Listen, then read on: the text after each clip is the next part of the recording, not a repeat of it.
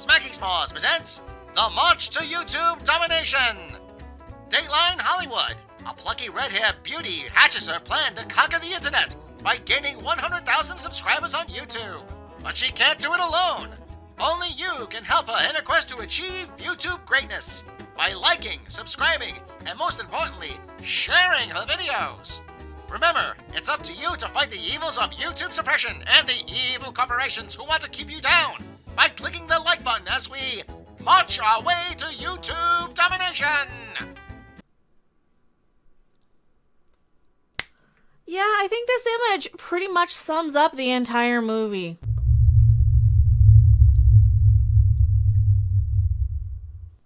Hello everyone, I am Mecha Random 42, the one, the only, the original, your favorite YouTube consumer advocate, Harpy. I had watched Coming to America 1 before watching Coming to America 2. Coming to America 1 is one of those movies that I grew up watching as a kid. I hadn't seen it in a very, very long time, so I wanted to refresh my memory. Also, if you guys like this content, well, you already heard the thing. Share, subscribe, all those things. This will be a no spoiler review, at least as few as I can get away with. I mean, you're gonna have pretty much what's in the trailer, and if that was too much of a spoiler for you, I'm sorry. Also, I gotta point out, she looks great. She looks great. She's not in the movie enough. There are so many fails and missteps in this movie. I'll get into if I think you should watch it or not. I'll get into if you really should waste your time for a movie that was, 35 years after the... Is that how long it's been? More than 30 years after the original. I didn't need a sequel to this. I don't think anybody really needed or wanted a sequel to... Nobody's clamoring for we need a sequel to come in. No, I don't think anybody does. And the fact that pretty much everybody I've talked to... Now, I just got off a roundtable with Tom from Midnight's Edge. If you want a fuller discussion, we went for about 3 hours talking about this. And I did a full spoiler review with Rob. If you guys want that, tell me in the comment section below. This is just going to be a spoiler-free one. But when you're sitting there and everybody you talk to can rewrite a better movie and an easier plot, a less complicated story, a more fun way to bring back our characters. And let's face it, they brought back a lot of characters. They brought back everybody. You see them here, Akeem and Semi are in the barber shop. Yeah, the barber shop's back. All the greatest hits of Coming to America 1 are back, pretty much, in a longer, more drawn out, more dated, and less funny way. That's really one of the saddest parts of this, is I wanted to like this movie more than I did. And it's just such a letdown. It's so disappointing. It is so disappointing that we're in a day and age where we're having this kind of comedy still, when we have some of the top, most creative, most talented people from my time anyway. They're older than my generation, but I grew up watching them. People like Eddie Murphy. When you have all these talented people coming in to do these films, you would think you would get something better than this. But this movie, they bring in too many characters. They bring in characters too late that really are such huge rehashes of the original story. Like I said, I'm not going to give you any spoilers on this.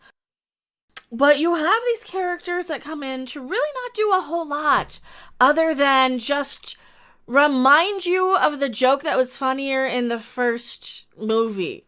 And that's what so much of this movie is flooded with. That's what so much of this movie is weighted down by. And like I said, there were so many ways you could have done this movie so much better without bringing in these plots, these other plots. The main plot of this, without getting into spoilers, I keep having to say that, so I'm sorry, because I know some people out there really get triggered by it. But the main plot, as you saw in the trailer, Eddie Murphy has to go to America to find this long-lost son he didn't really know about or remember. The way they do that's a little odd. It works so that you're not angry at Eddie Murphy's character for anything, because he doesn't really do anything wrong. But then at the same time, his character seems a bit regressive from where his character was. Because Akeem was always this strong prince who was going to go off to America and find his true love because he didn't want the traditional subservient wife. He didn't want this traditional kingdom sort of lifestyle. He wanted to advance and move with the times. And it seems like they regressed his character to become more misogynistic, to be less than where he was in the first film, and that was really, really irritating to me. He has to go to America, obviously, to find a son, because, of course, he's the king of a small country, and he needs a male heir. He has daughters, and you can pretty much fill in the blank where that goes without me giving it away. You can tell, because I watched this with Rob from Midnight's Edge. It was just a few minutes into this movie that I started thinking, wow, that's exactly where this is going, isn't it? And it's pretty predictable where it was going. Sadly, it felt like it took longer to get there than it needed to, and it felt like it took a lot of unnecessary turns and not really even twists and turns, but a lot of unnecessary steps to tell this story, when the better story would have been what was the Eddie Murphy's wife's life like now that she married a prince. How did things change? How did her influence being from Queens affect living in Zamunda? There's so many ways that you could have done this story so much better, and I was very, very disappointed. I was very, very let down. I wasn't really expecting a lot, but I wanted to like this more than I did. And I remember watching the first film and liking it quite a lot when I was younger. I watched it again, and I was less in love with the film than I was when I was a kid, the first film anyway. But that's probably because I just remember it all. And I kind of like, okay, I kind of remember this. I kind of remember that. There wasn't any surprises for the humor because I had seen it before the first film.